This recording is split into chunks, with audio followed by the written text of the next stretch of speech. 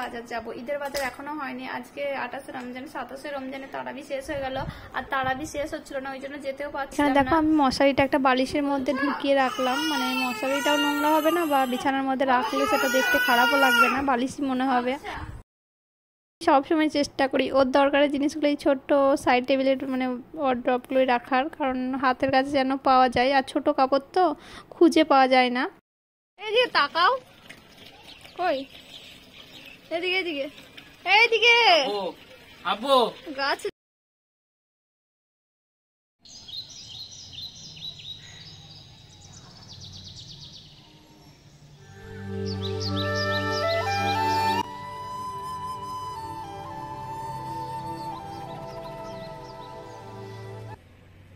Hello friends, আসসালামু আলাইকুম। আমি তানভি ব্লগসে তোমাদের সবাইকে ওয়েলকাম করছি নতুন একটা ভিডিওতে।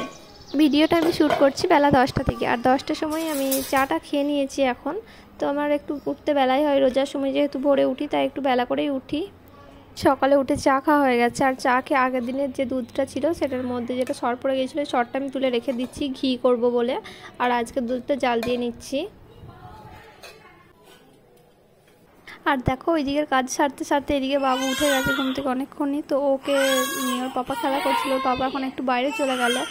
আর বিছানার যা অবস্থা, বিছানা না গুটালে ভালোও লাগে না, মানে বিছানা যতক্ষণ না বাসি বিছানা তোলা হয় ততক্ষণ মনে হয় যেন কোনো কাজই এগোচ্ছে না, কোনো কাজই ভালো লাগে না।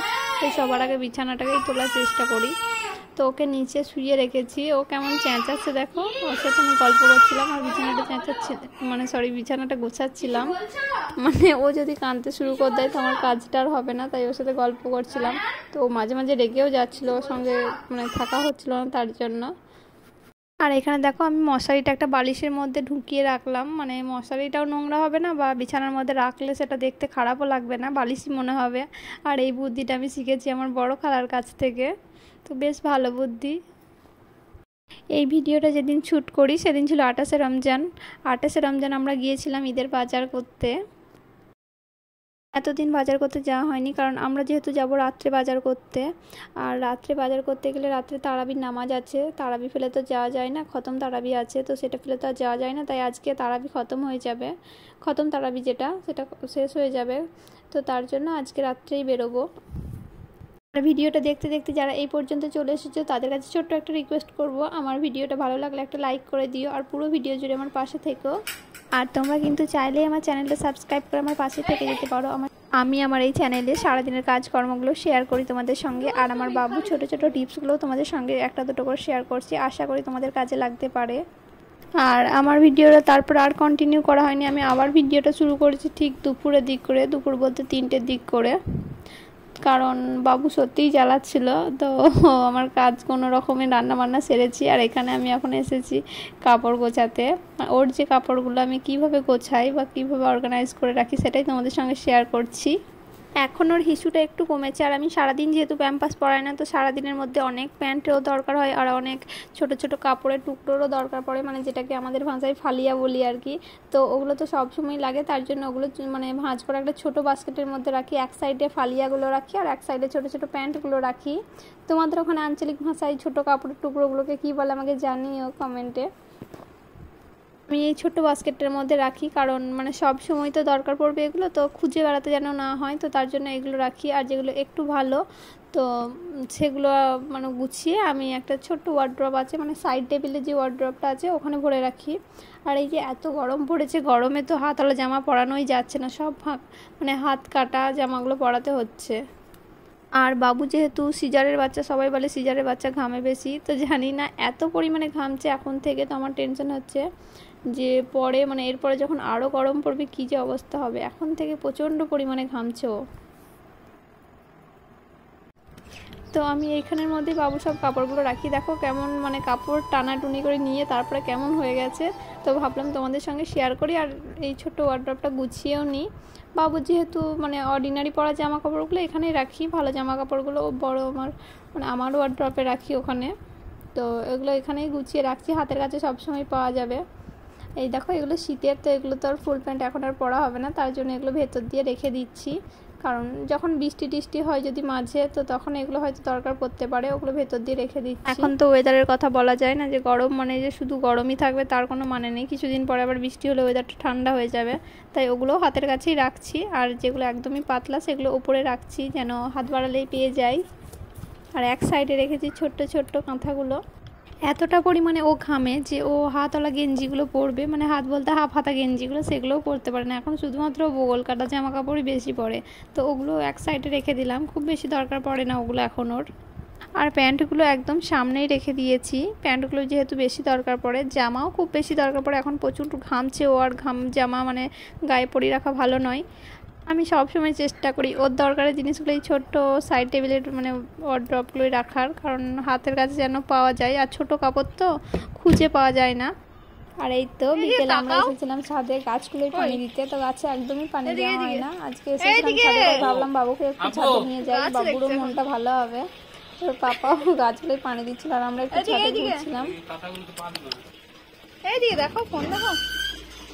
আমরা এখন বেরু বেরু করছি ছাদে, ছাদে আমরা বেরু বেরু করছি।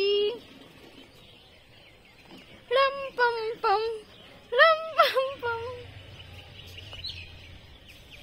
এদিকে তাকাও।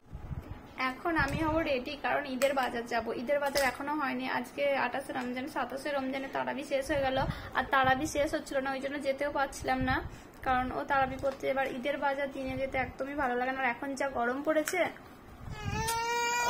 কথা বলতে, এখন যা গরম পড়েছে, রাত্রে বাজার করে আরাম। আগের বছর তো যেতে পারিনি, বাবু পেটে ছিল, তো ভিড়ে যাওয়া যাবে না। আর তার আগের বছর গিয়েছিলাম, তো তখনও রাত্রেই গিয়েছিলাম, এই বছর রাত্রেই যাচ্ছি। তো আমরা বেরোচ্ছি, রেডি হয়ে বেরোই, তোমাদের সঙ্গে সবটাই শেয়ার করব। আমরা এখন বেরিয়ে পড়েছি ঈদের বাজার করতে। একটু আনন্দ তো হচ্ছিল, কিন্তু মনে পড়ছিল সেই ছোট্টবেলার কথা, ছোটতে আনন্দটা আরও বেশি হতো ঈদের বাজার বা ঈদের দিনে, কিন্তু বড় হয়ে সেই আনন্দগুলো হারিয়ে গেছে। আর এখন সেই আনন্দগুলো আমার বাবু করবে, কারণ ও এখন ছোট, আর আমাদের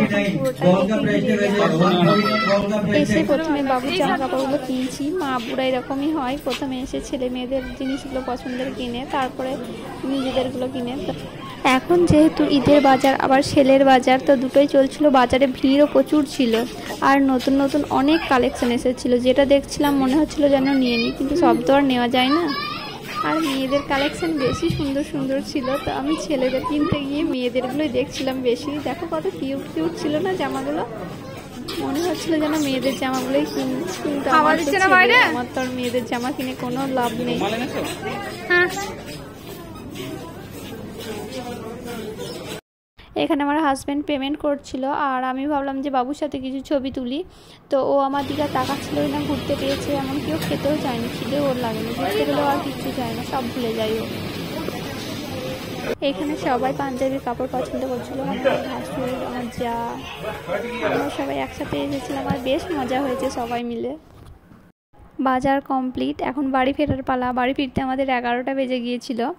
আর এখানে আমার ভাসুরের ছেলেটা জেদ ধরেছিল ও গাড়ি চালাবে, তাই ওর পাপা ওকে সামনে নিয়ে নিয়েছে, গাড়ি চালাচ্ছে ও, কেমন দেখো কি সুন্দর। আর আমার পুচকুটা ওর পাপার সঙ্গে সামনে বসে আছে, তো দুই ভাই ওরা 19-20 দুজন মিলে ওরা গাড়ি চালাচ্ছে। বড় ভাই এদিকে চালাচ্ছে গাড়ি, আর ওইদিকে ছোটো ভাই সুইচ টেপাটিপি করছে, ও এদিকে এসি চালাচ্ছে, ওইদিকে গিয়ারটা ধরে বসে আছে, মানে দুটোই 19-20। আমার পুচকুটা হয়েছে ওর পাপার মতো দেখতে, আর আমার ভাসুরের পুচকুটা হয়েছে ওর পাপার মতো দেখতে। আর আমার হাজব্যান্ডের ওরা দুই ভাই খুব ভাব ওদের, তো এদেরও দুই ভাই খুব ভাব, তাই সবাই বলে এরা পরবর্তী রানার রোহিত। এই নিয়ে আমাদের মধ্যে অনেক গল্প হাসি ঠাট্টা হচ্ছিল, কিন্তু ভয়েসগুলো অফ করে দিয়েছি, কারণ গান চলছিল, তো পরে আবার কপিরাইট চলে আসবে তার জন্য। আর এই তো আমরা বাড়ি চলে এসেছি, আর বাড়ির গেটে, মেন গেটে এখন তালা লাগানো, তাই একটা যাকে ডাকলাম, বললাম যে খুলে দিয়ে যান গেটটা। আজ ভিডিওটা এখানেই শেষ করছি, দেখা হবে নেক্সট ভিডিওতে। সবাই ভালো থাকবে, আর ভিডিওটা কোথাও যদি কিছু ভুল হয়ে থাকে তো একটু অ্যাডজাস্ট করে নিও, কারণ আজকে ভিডিওটা ভয়েস অনেক কষ্টে দিয়েছি।